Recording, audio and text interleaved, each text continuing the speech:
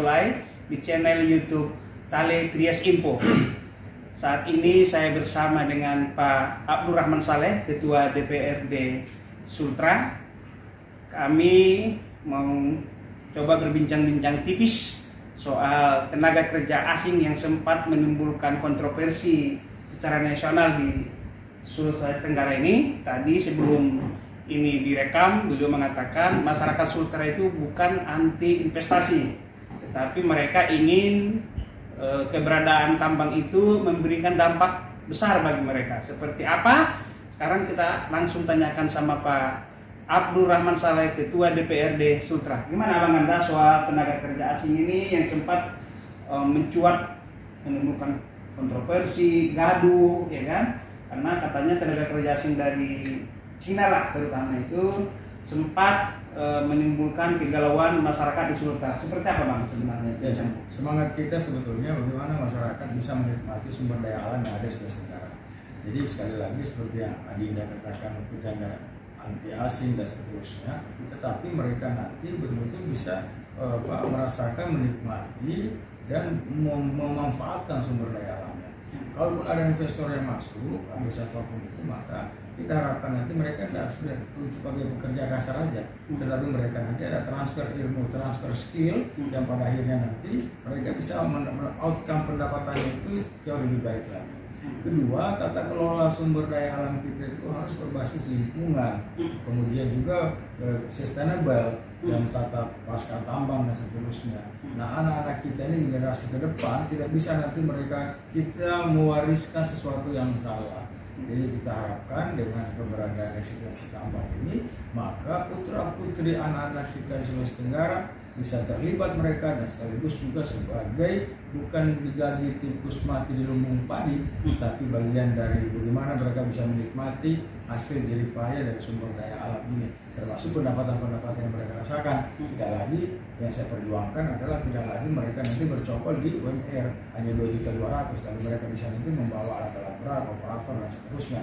Nah, ini harus betul-betul dikaji dengan baik, dengan benar, sehingga investasi masuk itu bukan hanya mengeruk kekayaan alam saja, tetapi mereka betul-betul juga punya tanggung jawab moral hazard bagaimana memberdayakan dan masyarakat ada keterlibatannya, sehingga bersama-sama simultan nanti investor masuk dengan baik, masyarakat bisa sejahtera, CSR-nya berjalan, dan kita harapkan sumber daya alam terkelola dengan baik. Itu cita-cita kita. Nah, argumentasi beberapa orang atau banyak orang derasnya tenaga kerja asing ini masuk ke Sultra itu karena faktor sumber daya manusia. Bahwasanya sumber daya manusia kita, katakanlah sepakat kita dulu belum siap. Memang harus kita akui memang SDM kita masih tertinggal dengan negara-negara lain. Tapi oke lah, ke depan agar ini tidak terulang lagi, bagaimana Ketua DPRD, Bapak sebagai Ketua DPRD membangun SDM di Sultra ini, apakah lewat balai latihan kerja seperti apa Bang? Jadi semua, jadi pemerintah juga dengan beasiswa yang ada, kemudian juga perusahaan harus mengetahui persis. Jadi ketika mereka mengelola sumber daya, mereka ingat ya sumber daya kita ini bakal habis. Jadi begitu mereka mengelola, maka sudah ada proyeksi, kemudian juga planning yang jelas terhadap pemanfaatan baik pasca tambang termasuk keterlibatan masyarakat yang ada di situ. Nah, pemerintah harus hadir, dan kita harus betul-betul tidak hanya menciptakan suka tidak suka, tetapi memang harus ada solusi.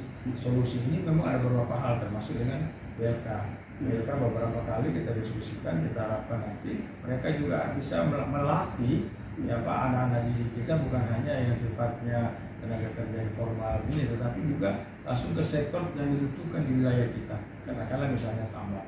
Jadi mereka nanti akan dididik berbengkelan tentang alat-alat berat dan seterusnya. Kesana arahnya nanti. Nah, pemerintah harus hadir untuk melakukan upaya-upaya percepatan sehingga tambang ini betul-betul kita merasakan menikmati. Jadi kami hadir di sini bukan untuk menolak seolah-olah tidak setuju, tetapi harus ada solusi.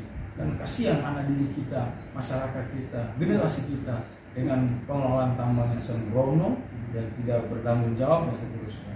Nah, saya kira kita semua berkewajiban, akademisi, kampus, kemudian juga para pengambil kebijakan termasuk para bupati dan gubernur termasuk DPR, di mana kita lakukan Forkopimda yang ada untuk bersama-sama kita pikirkan ini, karena negeri kita ini salah satu yang pemilik tambang yang jarang dimiliki oleh profesi-profesi lain.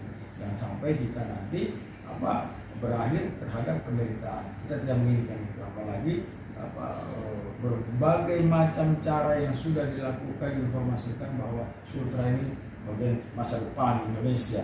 Nah, harus betul-betul kita camkan dengan baik, jangan sampai anak-anak didik kita ini nanti mereka jadi penonton, tapi harus ada mereka harus aktif, mereka harus dilibatkan, dan mereka merasakan. Sehingga kalau mereka merasakan, mereka menikmati, saya kira negeri kita ini betul-betul kita rasakan sebagaimana kita jamkan negeri Baldatun Thayyibatun Barakah.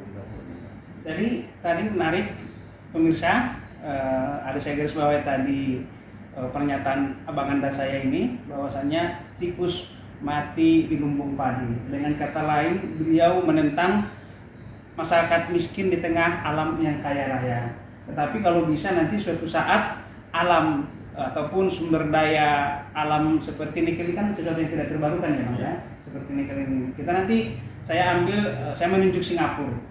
Singapura itu kan sebenarnya sumber daya alamnya tidak kaya-kaya banget, tetapi SDM-nya luar biasa. Jadi mereka bisa unggul dari kita gitu loh. Nah, gimana nanti juga di Sultra ini suatu saat sumber daya mineral ini habis, tenaga-tenaga kerja yang terampil di bidang kelautan, pertanian, kalau memang nanti sektor kelautan masyarakatnya bisa mengelola seperti rumput laut, kalau di tanah daratan nanti mereka bisa bertanam seperti jagung, padi, pangan, gimana? Karena Sultra ini 2,7 juta penduduk. Ada 15 kabupaten, ada 2 kota. Kemudian ada 21 bahasa. Kemudian negeri kita ini juga lebih luas lautan daripada daratan.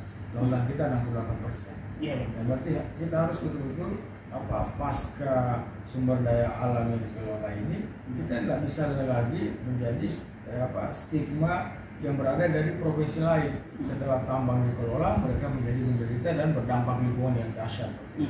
Ini tidak boleh terjadi di Sultra. Banyak cerminan, banyak contoh yang menjadi guru bagi kita untuk bersama-sama. Sekali lagi ini tanggung jawab kita bersama. Apa yang kita lakukan ini adalah dimensi yang berbeda untuk tujuan yang sama, yaitu untuk kesejahteraan dan kemakmuran rakyat. Ada satu lagi Bang, kemarin saya dari Pulau Buton, di sana juga punya kekayaan aspal, tetapi aspalnya ini jaminan pasarnya belum. Saya kira itu sudah dan itu juga sempat dorong itu nanti jangan sampai kita menggunakan aspal dari negara lain, aspal dari kita nggak bisa kita gunakan kan gitu. Itu dari dulu kan potensi sumber daya kita masuk aspal, yang banyaknya ini kan sama dengan negara Senegal kan. Tetapi kita harapkan memang ada itu tadi high teknologi yang baik, dan saya kira pemerintah pasti sudah melihat itu. Tidak mungkin negara hadir kemudian tidak akan memanfaatkan sumber daya alam itu. Mudah-mudahan dengan beberapa kali pertemuan ini dicapkan, dan gubernur juga sudah melakukan roadshow di instansi vertikal untuk percepatan terhadap pengelolaan aspal Buton ini. Kita harapkan bukan cuma aspal Buton tetapi sumber daya perikanan kita. Contoh di Sultra ini kan sumber daya perikanan kita ini kan ada 39% sumber daya potensial, tapi terkelola baru 10%. Nah ini kan semua kan menjadi tanggung jawab dan tugas kita semua, sehingga simultan terhadap program pemberdayaan aktivitas di masyarakat ada. Nah ini juga bagian dari tanggung jawab kita semua, termasuk di dalamnya pengelolaan sumber daya alam yang demikian pemirsa, ini malam minggu di Kota Kendari udah pukul 23 lewat 35 menit. Pak Ketua DPRD ini wajahnya masih cerah. Sebelumnya tadi rapat maraton, tapi karena suatu apresiasi terhadap channel YouTube Herman Tale Daula ini, Tale Trias Info ini, saya ucapkan terima kasih abang anda. Selamat malam, assalamualaikum warahmatullahi wabarakatuh. Salam.